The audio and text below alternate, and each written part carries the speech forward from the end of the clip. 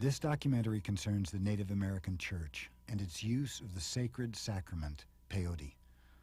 All efforts have been made in the making of this program to pay proper respects to this sacrament and this way of worship. The program contains scenes of drumming and singing sessions with members of the Native American Church. Although these scenes depict what a Native American church ceremony looks like, they are not actual peyote meetings. Out of respect, no ceremonies were interrupted for recording.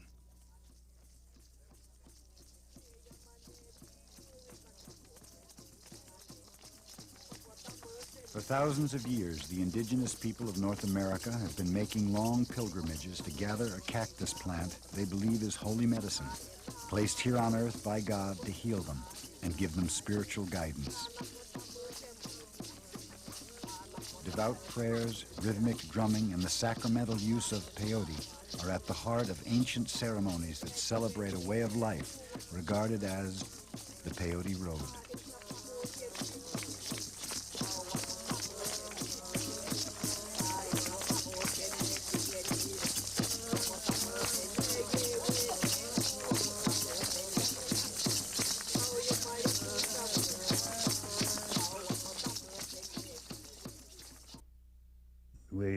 The old folks say, well, when you got through, it's like the creator was an artist.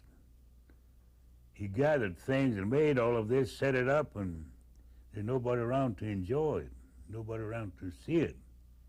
So he put man on this earth.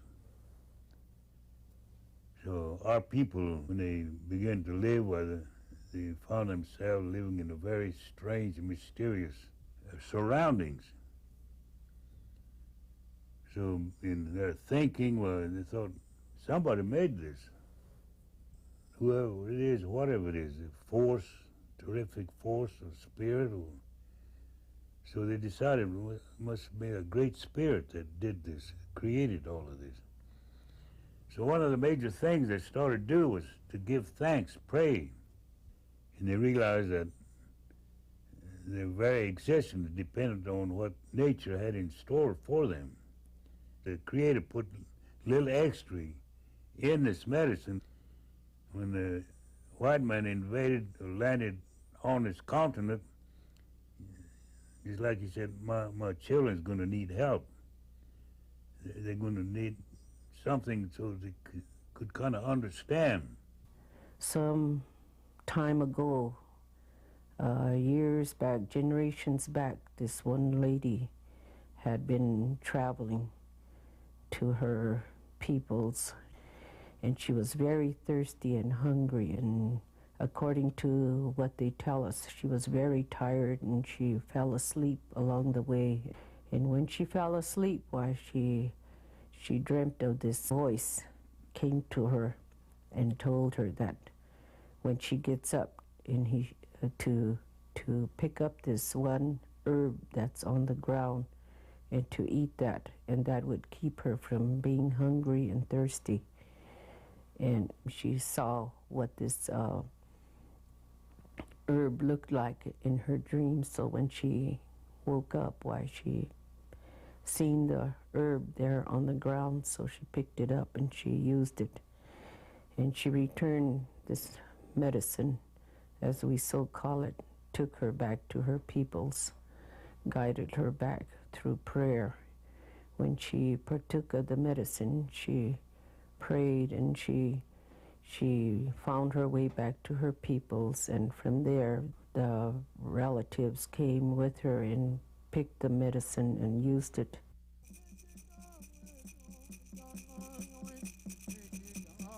So it seemed like it was time, guided by some good spirit, this woman found this medicine commonly known as peyote. And then that's when the development started. Now, like I said, our people got it and developed it into a beautiful ceremony.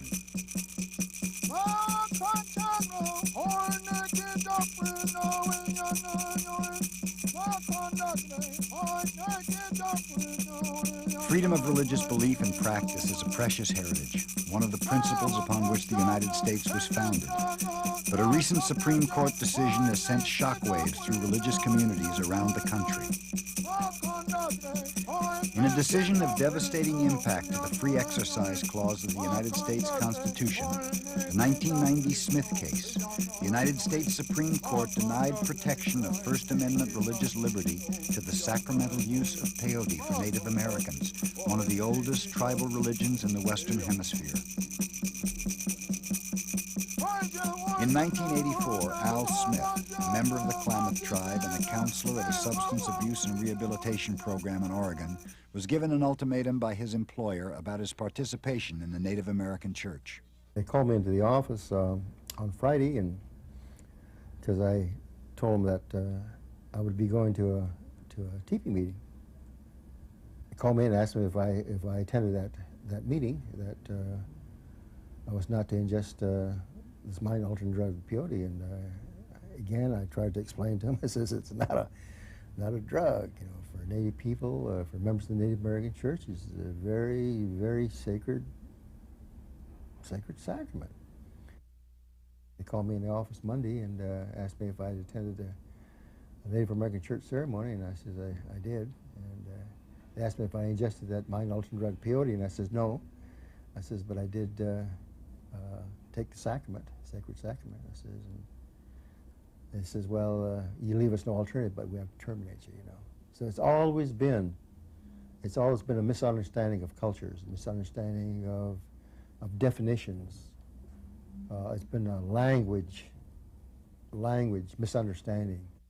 Smith's application for unemployment benefits was initially denied by the state of Oregon. So he turned to the Oregon Court of Appeals, which reversed the decision, citing the federal exemption for sacramental wine during Prohibition. The Oregon Supreme Court upheld Smith's claim on the basis of freedom of religion. However, the United States Supreme Court abandoned decades of precedent on First Amendment law and ruled that the Constitution does not protect the sacramental use of peyote, even in the context of a religious tradition far older than the Constitution itself. Justice Scalia held that it too strictly protected the religious rights of American citizens, and that our society just simply could not withstand this test because we had too much religious diversity.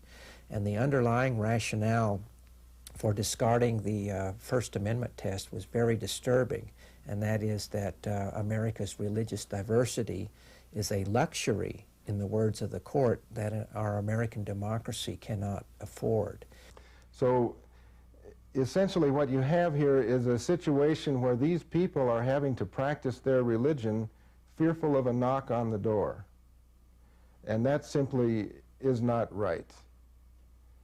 It's certainly not right in America. And it's certainly not right in relation to a religious way of life that has been on this continent for millennia before this country was even created. Native American leaders across the country immediately recognized the implications of the Smith decision and declared a state of cultural emergency. Led by Reuben Snake of the Nebraska Winnebago tribe, a coalition on the peyote issue was formed to appeal to Senate leaders for a series of congressional hearings on the crisis in religious freedom for Native Americans. Senator Daniel Inouye agreed to hold the first of the hearings in Portland, Oregon in the spring of 1992. Right to freely exercise our religion is a right that millions have sacrificed their lives for. It is a right that is so fundamental to our way of life. No matter whether we are Christian, Jew, or Buddhist, or Muslim, should any of our religious practices be threatened, we join together in defense of our right to exercise our religious belief, except perhaps when it comes to the religious practices of the native people of this country. These are the religious practices that are little understood and which in recent years the rulings of courts have systematically undermined. We should all feel threatened when the religious rights of Native people are challenged. For today it may be their rights, someone else's religious rights that are discouraged. But tomorrow it may well be ours. In 1952, the President of these United States, Dwight D. Eisenhower, said these words: "Whatever America desires for the world must first come to pass in the heart of America." And today, our national leaders, our President, and members of his administration, the Secretary of State, they travel to the four corners of the globe professing support of human rights in all the different nations of the world. They say, live up to your teachings and protect the human rights of people. And while they're doing that, here within this country, the indigenous people of this land continue to suffer these gross injustices and deprivation of our religious freedom. So in closing, I want to say, Senator, quoting Edmund Burke, that the only thing necessary for evil to triumph is for good men to do nothing.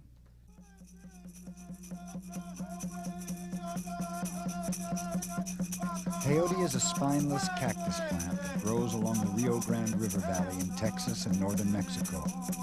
After being used by tribal people for centuries for a wide range of purposes, from healing to divination, today it continues to be a sacrament in a set of profound religious ceremonies among many tribes throughout the United States, Mexico, and Canada.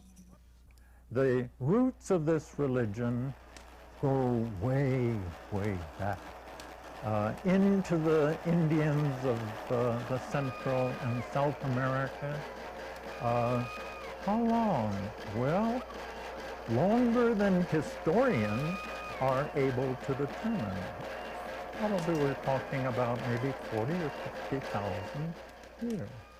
And so the first question that the historian of religion raises, the time test, by this criterion, the Native American church has a solid grounding which makes historians of religion intensely interested in it and viewing it as an authentic, bona fide religious tradition of humanity.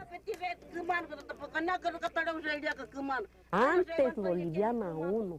Si tú pides un trabajo, otras cosas más, quieres saber y te lo da para caminar más bien, saber más bien. El peyote ese no es dañoso, ese es bueno, ese da el corazón muy bien, a pensar todo bien, para tener más fuerza, para subir más arriba. Ese, para eso está nomás, no para otras cosas.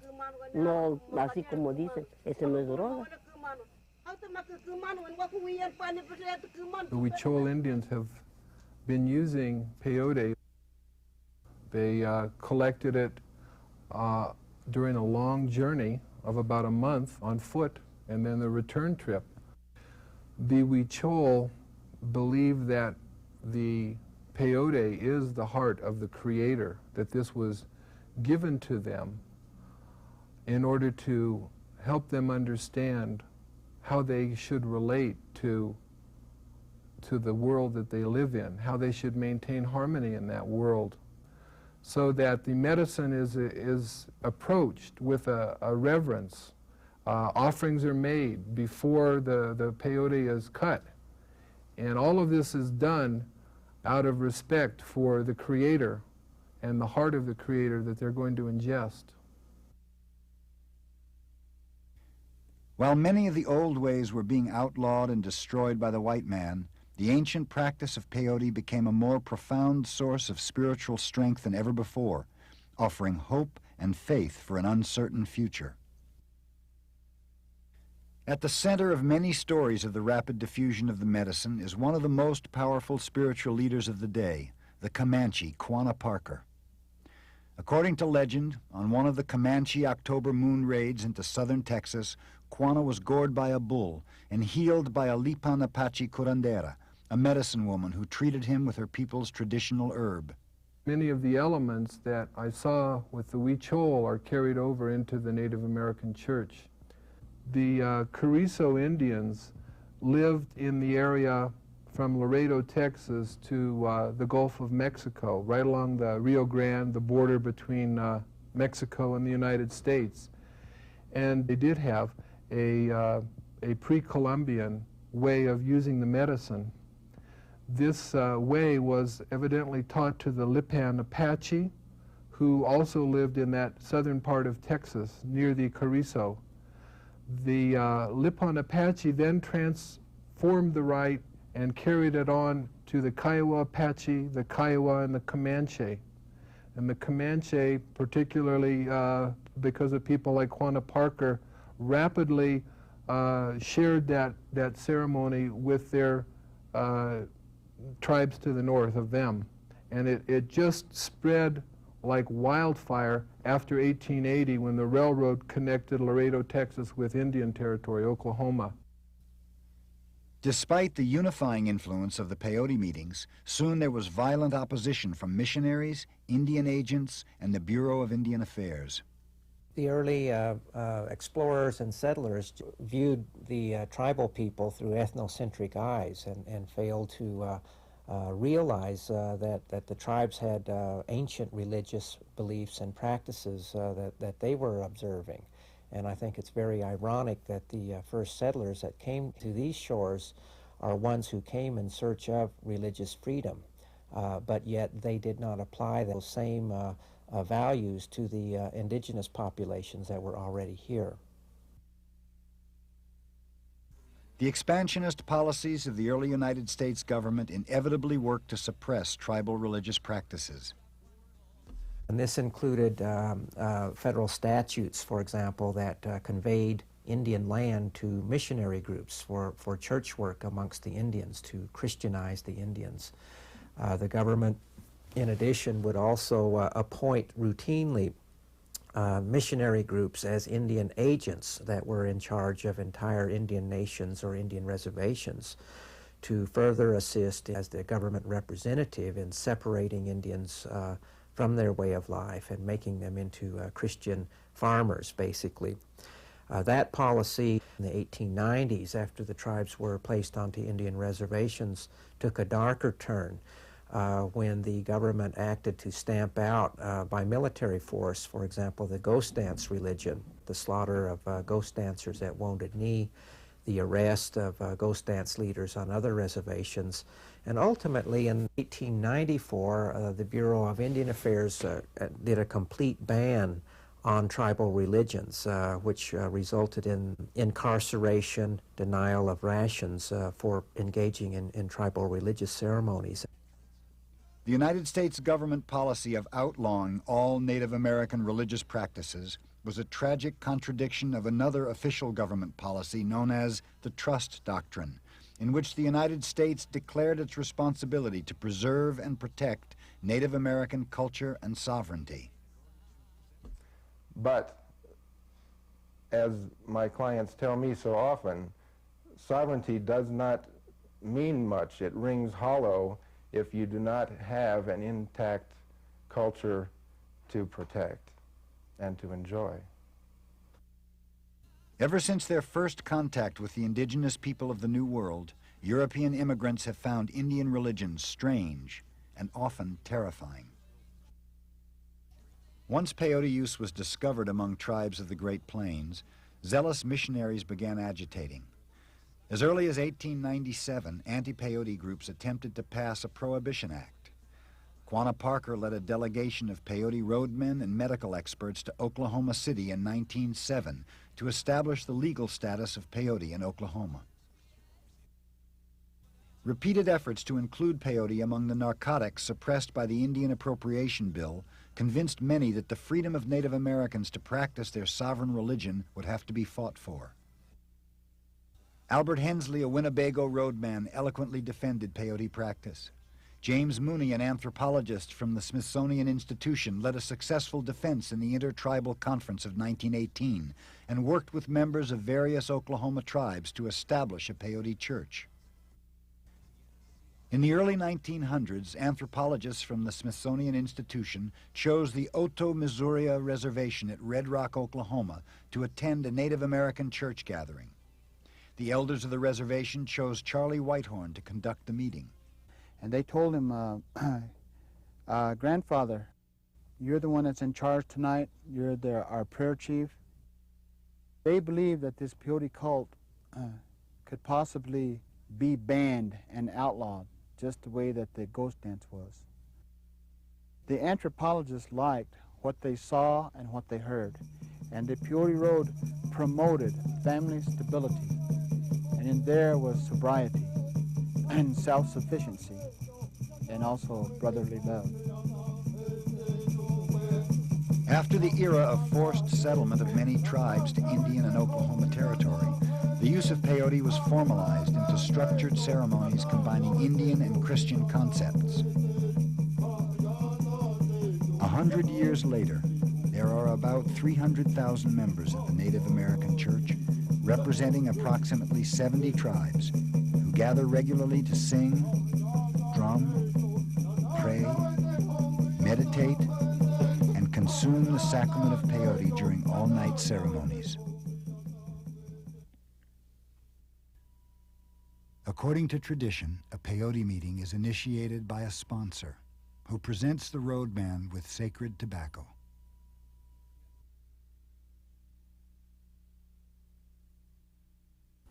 Oh, Johnny and Ruben, I want to ask that we can have a meeting to pray for our people. And I was always taught that this fireplace and the peyote ceremonies is a good thing. It's good medicine. It's to help heal our people. I want to conduct a meeting like this. I want our minds together to conduct a meeting and have everybody in our meeting benefiting from that, going home and seeing their kids and realizing that everything that they do to the kids are going to grow up and do it to their kids. And if they realize that they go home and treat their kids nice, when they have kids, they're going to treat their kids nice. And that's how we start healing our generations down the road, you know. So at this time, I want to present the tobacco to you.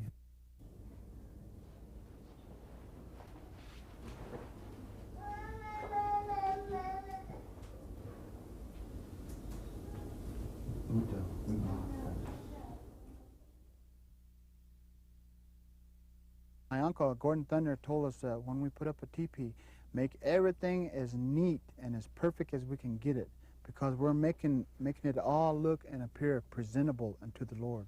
Because we're going to come in here and we're going to pray and ask God for life, especially for our children.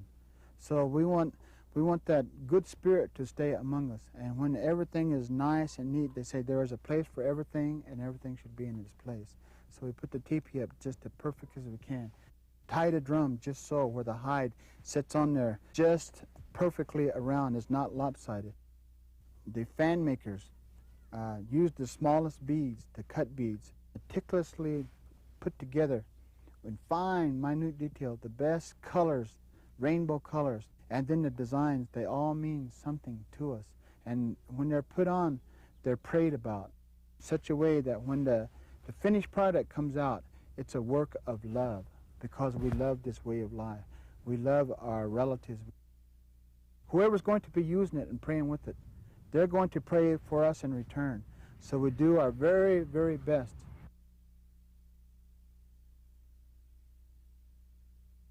In referring to the instruments that was given to us by the Creator in this way of life, first of all, we have what we call the staff of life. Some of these staffs are fashioned in the form of a spear or a lance that we would use on the buffalo hunt. And then some of those are fashioned in the form of a bow that we would use with the bow and arrow. And we would take that out into the wilderness to provide for our family. At the same time, it would provide protection for our villages. So in here, when we use it and we send it around and we sing with it, we're looking for something good, and we're looking for protection, for good life for our children and our families. And in there, we'd have a feather, an eagle feather, a water bird. Each one of these feathers have a story to it. And then there is a gourd. Some say peyote rattle, but we call it a gourd. In the scriptures, the 23rd Psalm, it says, all the days of my life I will fear no evil, for thy rod and thy staff comfort me. So to us, the staff of life, the rod is the gourd. We have these instruments, and then we have our water drum, and sing these songs. That is going to be our comfort.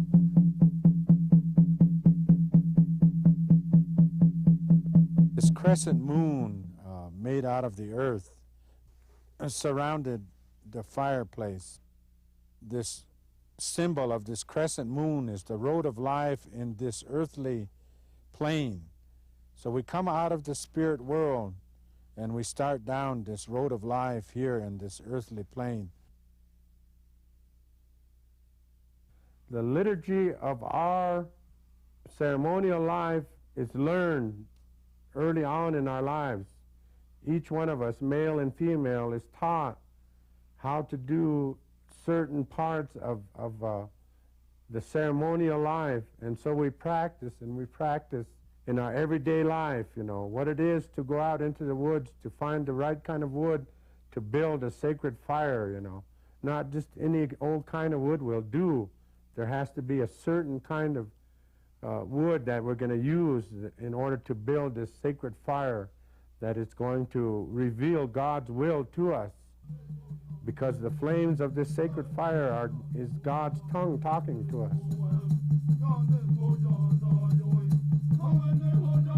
And so we sit in a circle around the light of this sacred fire, and we ingest this divine medicine, and we put our minds on this fireplace, and we raise our voices in song so that our minds become fused into one thought.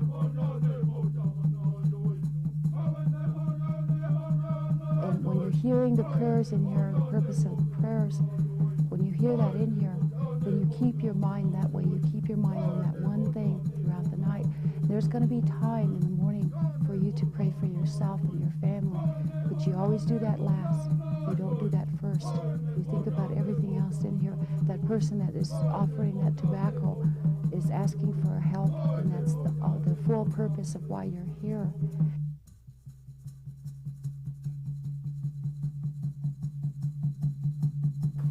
The experience of peyote, the medicine, is one that anybody would remember all their lives.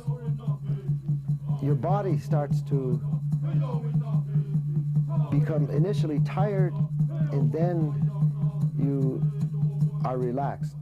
Relaxed but suffering, because you sit up in a teepee for 10, 12 hours. And the entire evening becomes a matter of how you deal with the space around you and how your body sits. Which is to say, you learn by looking. And you watch, as I did, the way these old-timers sit as though they're at total peace and relaxed. And they hardly move. And myself, I couldn't sit still. It's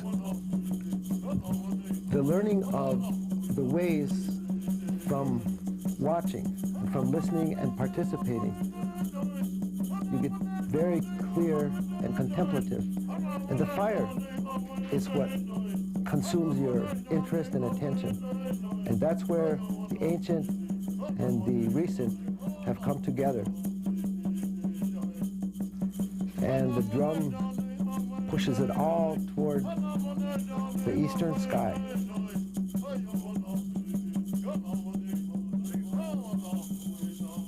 That morning, my father called me and said, now you're going to carry the water in, and I want you to remember that when the women bring in the water, it blesses all life.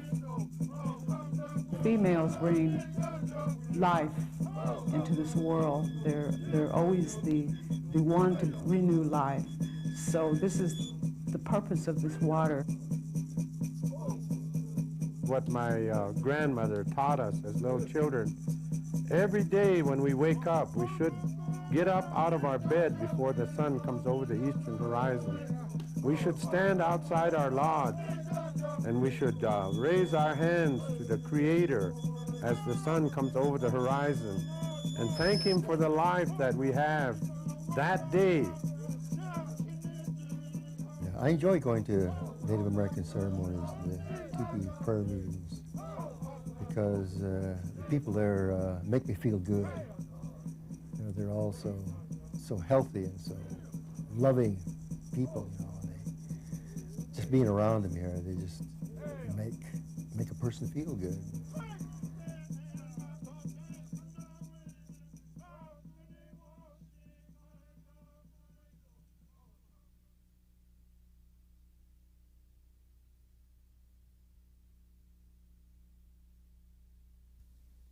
In 1965, peyote was added to the list of controlled substances in the Federal Drug Abuse Control Act. Significantly, by that time, there was sufficient awareness of the virtue of this religious way of life and its importance in Indian communities that an exemption was granted to Native Americans for bona fide religious use. Since that time, the Native American Church has enjoyed a mutually respectful working relationship with the Federal Drug Enforcement Agency. As Mecca is sacred to the Muslims and Jerusalem is sacred to the Jews and Christians, so the peyote gardens are sacred to the indigenous people who use peyote as a sacrament. When Texas outlawed peyote possession in 1967, the entire Native American church community was alarmed because the prohibition would endanger their sacred pilgrimages to the peyote gardens. In response, delegates from 19 tribal groups met in an effort to persuade the Texas legislature to amend its law. The state granted a religious exemption with the provision that peyote harvesters register with the state, keep records, and require proof that recipients are Indians who are bona fide members of the Native American Church. In 1945, Amada Cardenas became the first licensed peyotero, a legal harvester of peyote in Texas. Since then, more than 1,000 Native American church members from all over North America have visited her during their peyote pilgrimages. It's quite a job to go get it. Because we have to walk and dig it, put it in the sack, put it in the truck. They asked me what it tastes. It's bitter. You like it, you don't eat it. It's quite bitter. No, maybe they don't like it. It's feeling good, feeling strong, open mind. It's good. There's nothing to worry about. Back in '76, when I first went down to make my pilgrimage to the Peyote Gardens, I heard about Mrs. Cardenas before, you know, when we were small, that we was, in them days we was, she was shipping our medicine to us. But I think it would be better if we go down there and check, see where the medicine comes from. That's what my thoughts were. And when I got down there, I saw her house, I visited with her. She was a real good person. You know, hospitality was in her heart. Any church member that's making his pilgrimage down there is welcome to stay in her house. And what someone said was, I think that was pretty good. She was called a Peyote Road, you know, and I think that's a good name for her. The people that comes around here, they use it. And I never see nothing wrong with them. Mm-hmm. You can see more when someone is drinking. Yeah. But in these meetings, everything is quiet always. There are prayers and worshiping, everything goes just right. I never see nothing wrong with them people that comes here. In spite of the cooperative relationship between the Federal Drug Enforcement Agency, the Texas Department of Public Safety, and the Native American Church, individual states are not compelled to honor the religious freedom of Native American church members, despite the government's trust responsibility to protect and preserve Indian cultures. Since the Smith case ruling, each state is free to make its own laws. Native American church members who have lawfully acquired the peyote in Texas can still be arrested and prosecuted in states they may live in or must travel through on their way home from the Texas peyote gardens. That there was a young man here just last week. He lives in Indiana. He's a member of our church, local chapter. He's got him an employment in Indiana. He asked me to send him a membership card because he's a member of our local chapter. And when I thought about it, I don't know whether Indiana they legalized this peyote in their state. To send this to him, and I even sent him with some peyotes with him. If they catch him with that peyote on his person, I don't know what they will do to him. We would like to get in the 50 states of the United States where they could pass laws giving us privilege to even just go through their state with this peyote in our possession. We would be satisfied. If they don't have no way of saying this peyote is legal in their state, we'll be arrested.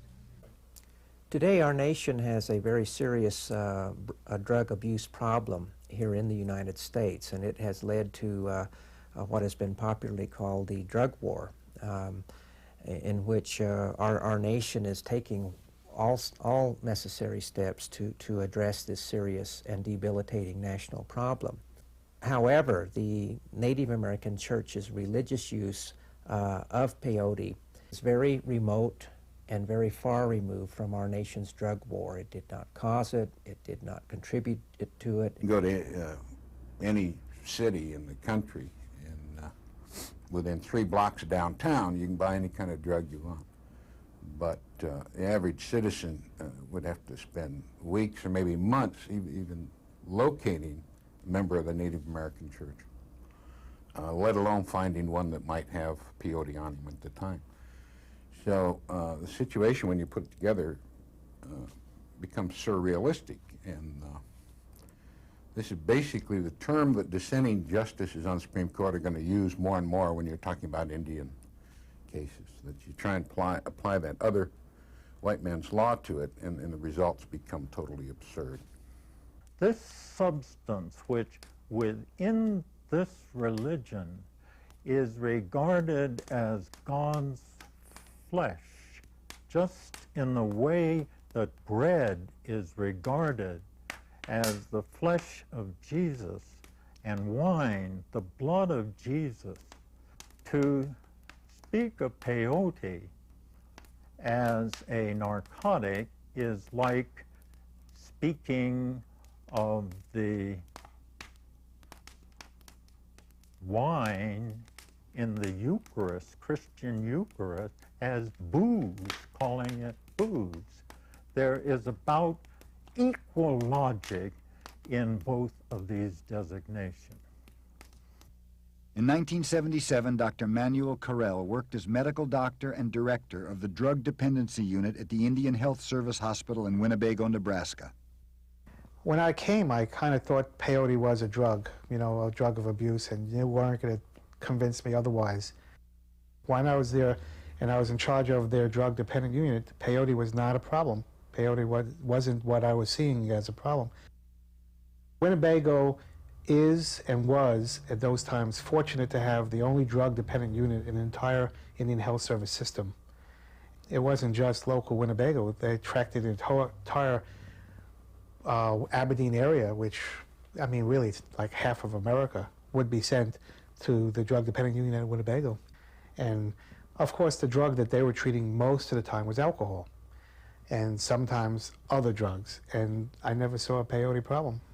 Yo por eso de a veces les peleo que no es droga. Si fuera droga, entonces yo ya no estuviera. Desde cuando empecé a comer, pues antes me está dando vida, vida, vida. Hasta ahorita aquí vengo.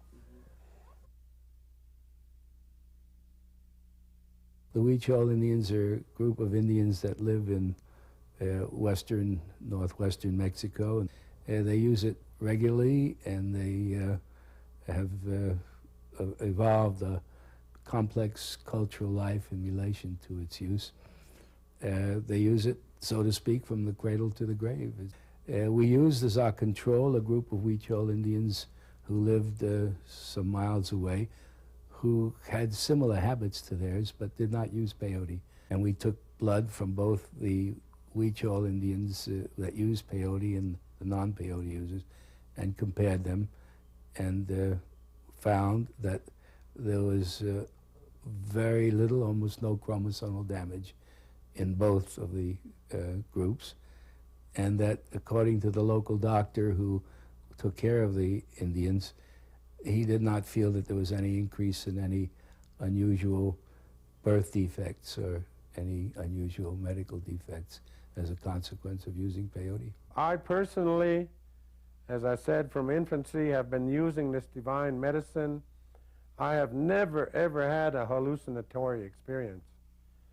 I have never used this medicine to try to attain a state of euphoria, which is just a glossy way of saying getting high. Never in my life. I have never known a Native American church person to be hallucinating or to use this other than to get into harmony with God, a means of becoming aware of God's creation. When I've eaten the sacred sacrament of the Native American Church, it brings upon a real contemplative mood and great lucidity in thoughts. I'm able to literally project what I intend to do in the future. And with the sacrament as my guide, I'm able to think about good things, not only for myself, but for those that might benefit from the actions I intend to take. During a Native American church meeting, I thought about many of the problems facing our nation as Indian people. And I decided at that point that many of those problems were legal problems. And I wanted to obtain an education and learn about the law. So it was during that particular meeting that I thought about these issues that I decided to become a lawyer.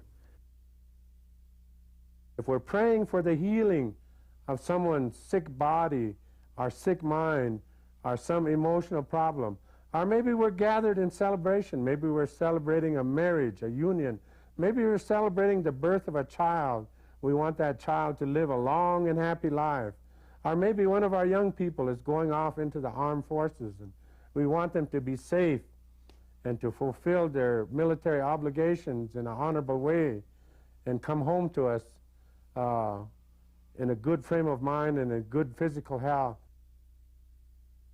I was a paratrooper and scuba diver in First Force Recon Platoon at the tail end of Vietnam. It took me over there and it brought me back. I prayed with Creator God, take me over there and bring me back with nothing wrong with me. Give me an honorable discharge that I make my relatives, my clans, my people proud of me. And I won't forget this prayer. So today, it's been 21 years I've lived a life of sobriety. It's very hypocritical at this point for me in terms of the Supreme Court decision that was made against our Native American church religion. I have a cousin who is college degreed. He's a very quiet man. He's not very old, but he has been brought up in this Native American church. And my cousin is one of the ones that served running the computers that had to do with the missiles that were being shot up in the air. And he had to, that was his job. For him to serve that way and to defend this country and to defend the right for us to pray,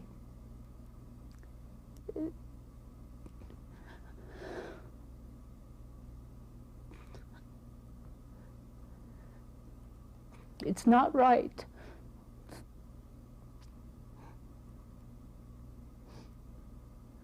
And I've also been sent to Saudi Arabia to take part in Operation Desert Shield / Desert Storm. One of the main reasons I joined the military was on behalf of not only my family and myself, was for this way of worship.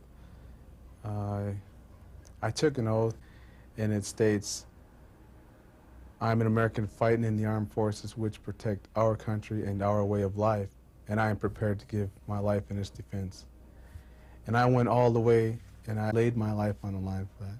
So I think I deserved that right for this religion to go on the way we wanted to, undisturbed, with no outside interruptions. Presidents Nixon and Kennedy both went on the record to support the sovereign rights of Native Americans. In 1970, President Nixon wrote, "The story of the Indian in America is something more than the record of the white man's frequent aggression, broken agreements, intermittent remorse, and prolonged failure. It is a record also of endurance, of survival, of adaptation and creativity in the face of overwhelming obstacles. It is a record of enormous contributions to this country, to its art and culture, to its strength and spirit, to its sense of history and its sense of purpose."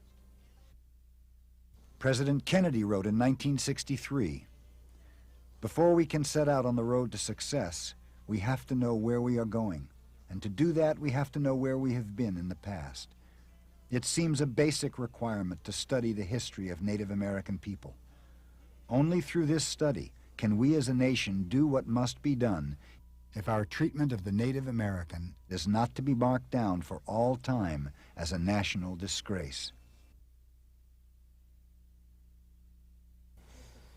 In her opinion in the Smith case, Justice O'Connor expressed very deep concern about the majority's decision, which referred American Indians to Congress to obtain legislative protection for their human rights to worship.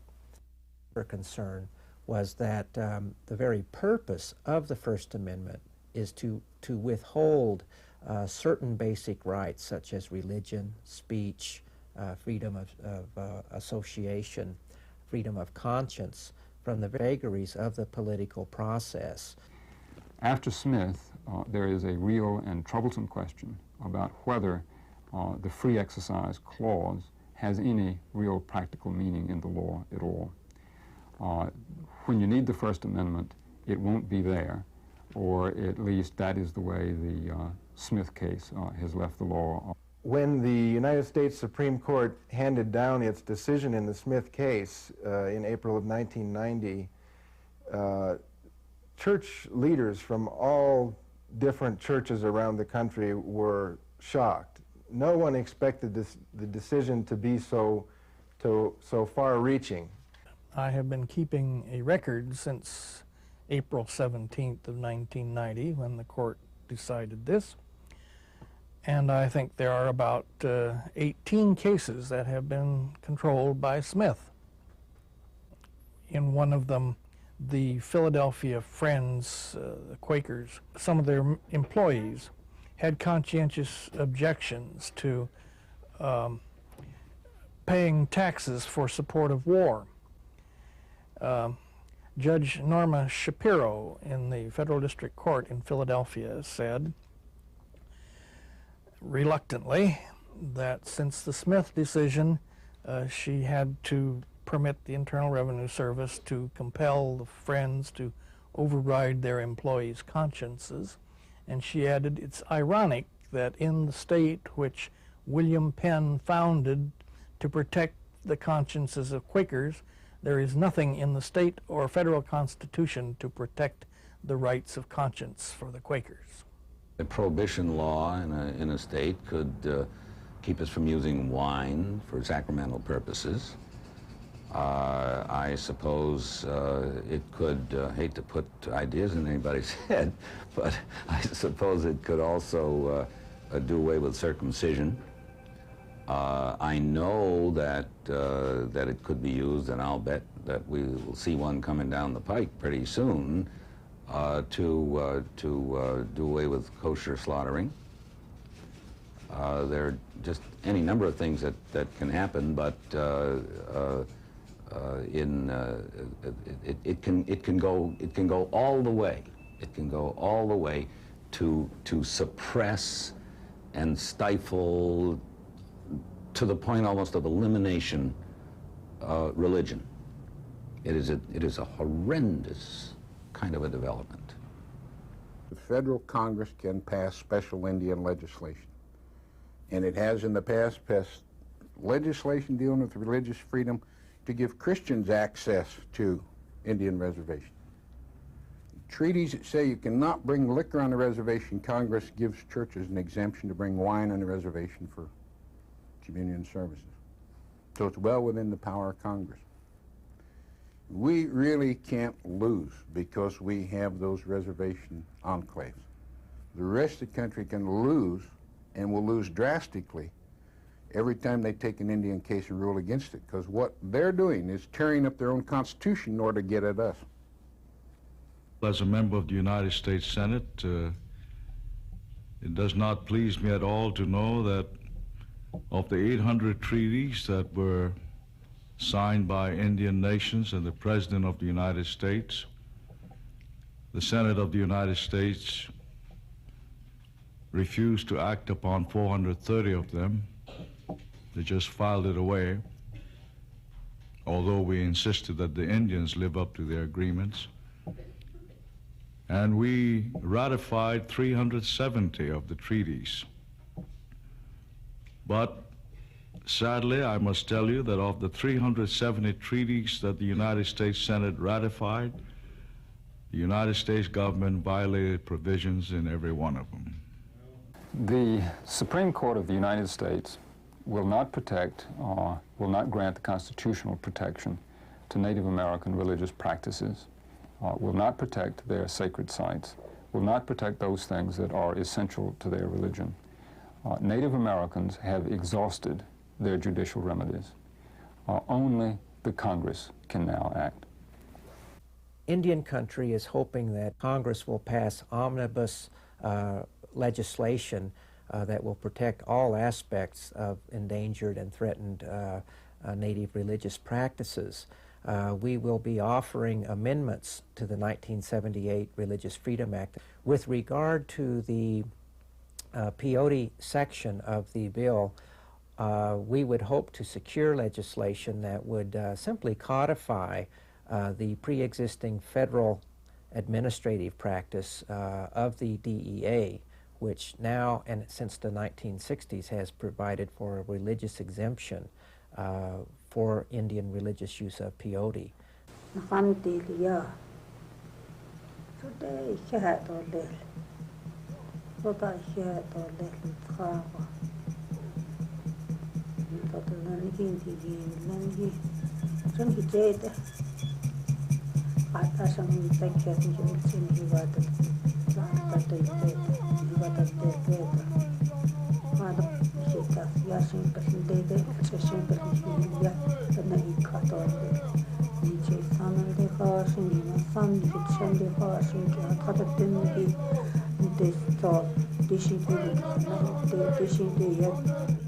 Love, faith, hope, and charity.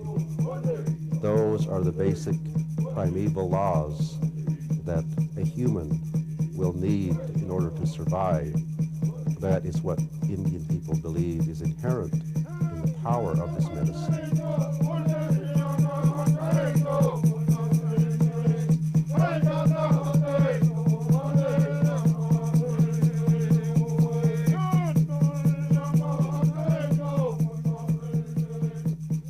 We indigenous people live this way of life from the beginning of time.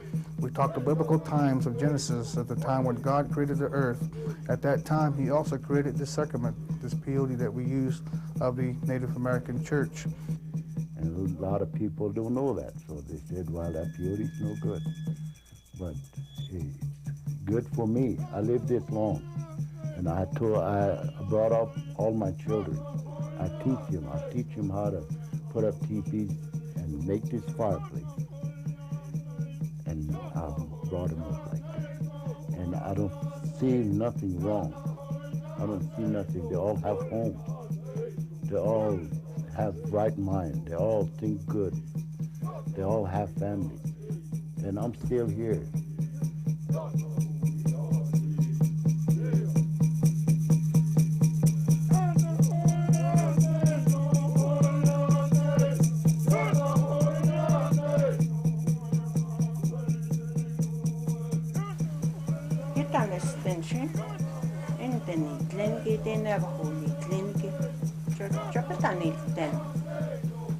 I see. Anne hitsodezen behones denigit ego. Do diginan hinda do zenan hinda hagit ego.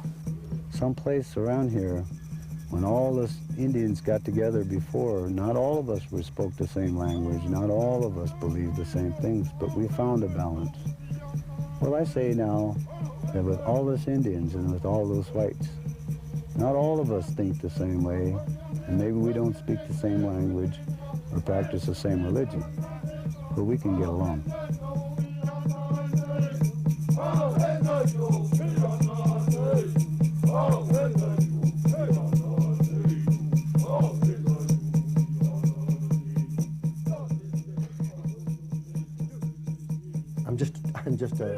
been a tool in this whole, I've been a pawn in this whole thing.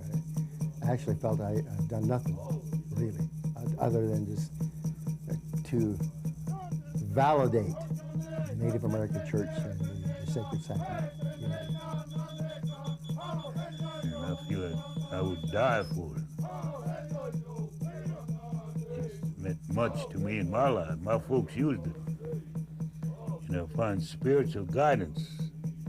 Like I said, now I'm going to be 94 years of age, and all this life, if I would say,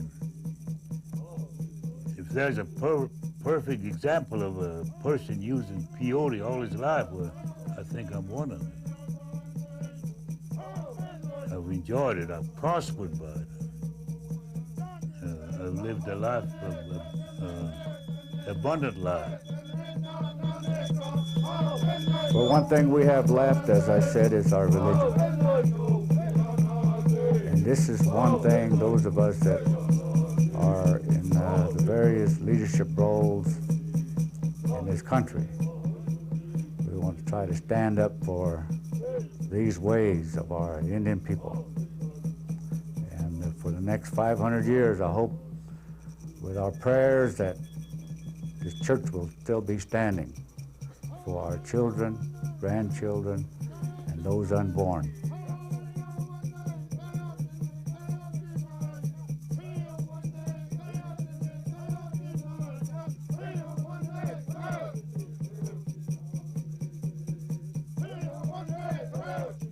Ofreciendo.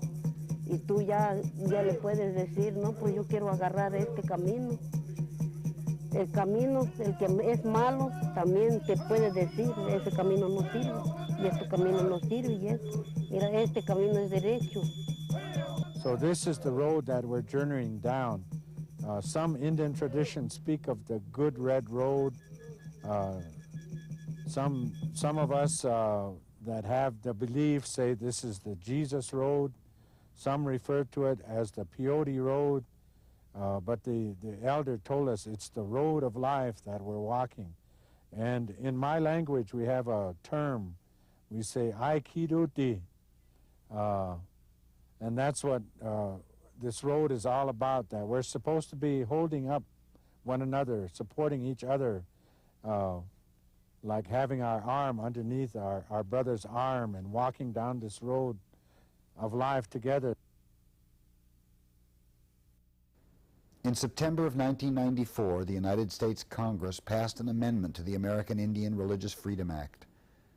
On October 6th, President Clinton signed the bill into law.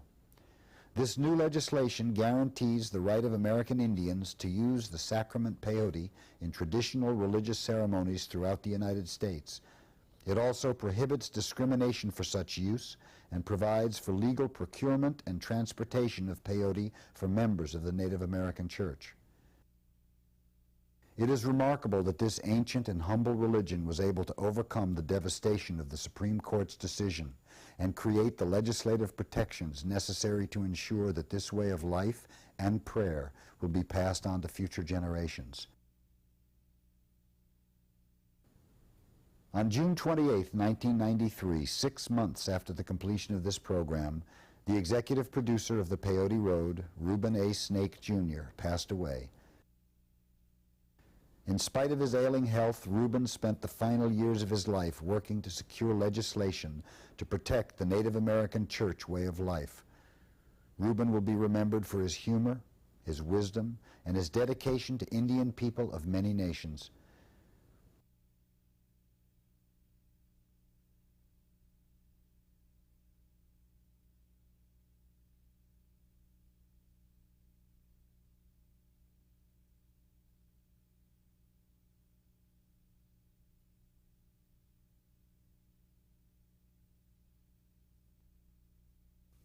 This has been a Kifaro production.